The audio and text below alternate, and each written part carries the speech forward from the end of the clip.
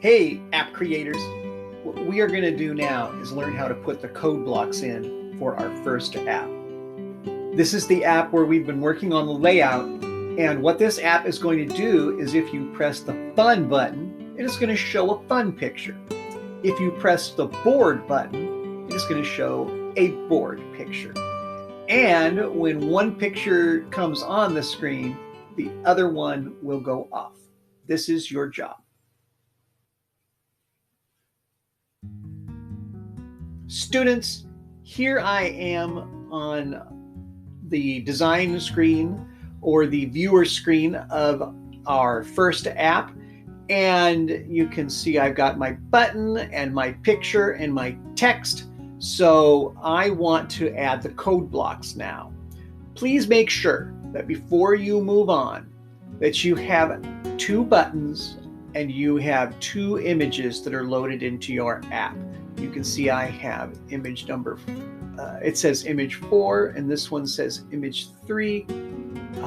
We can also name these if you want. So this one is underneath my Fun button. If I want to rename it,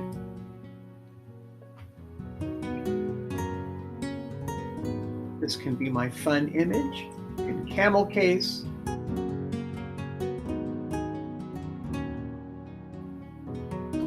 And if you don't have your files uploaded, make sure that you do that. We learned how to do that last week. In the upper right-hand corner, I can click the Blocks view. And here is where I've got a blank workspace, but it's not totally blank. Over here in the Blocks menu, I've got my drawers. We looked at those in the vocab last week.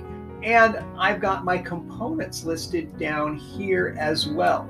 This is very important because not only do I have general code blocks in these different categories, in these different drawers, I also have blocks that are specific to my components that are created as soon as I create them in the designer view. So for instance, we got to think now, what do we want to happen with our app? We want to press a button and have an associated image show. If we press the Fun button, we want to see a fun image. If we press the Board button, we want to see a board image. So that's what we're going to do. We want an event handler, a control block. So we're going to, and we want it specific to the button. So if we click the Fun button, hey, we've got a bunch of blocks that show up here. I'm going to start with the top one. When Fun button click. When my button is clicked, something is going to happen. And what is going to happen, we're going to put in here. While I'm doing this, I'm also going to press my Board button, or in this case, my Boring button, and I'm going to pull that out as well. So I've got my 2 button event handlers. They're control blocks. Now I've got to decide what is going to happen. Well, what I want to happen is the image to show.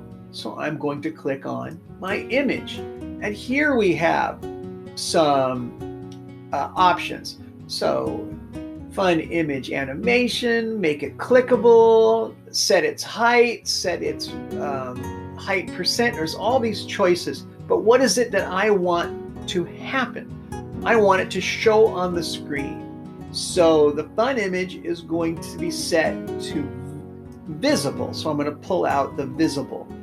Now it says set fun image visible to, well, what am I going to set it to? This empty puzzle piece tells me something's got to happen. And what I want to do is go to the logic drawer.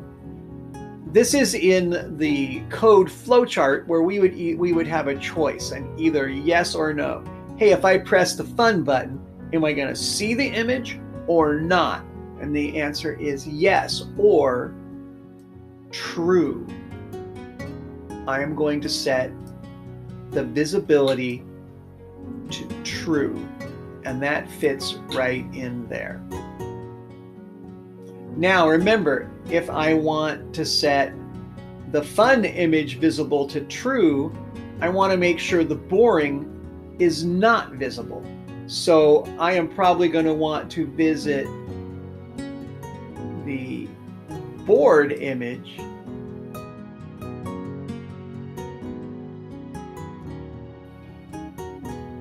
what am I going to set its visibility to if the fun button is clicked? And then what am I going to do with these boring button code blocks? That's what I want you to figure out and finish.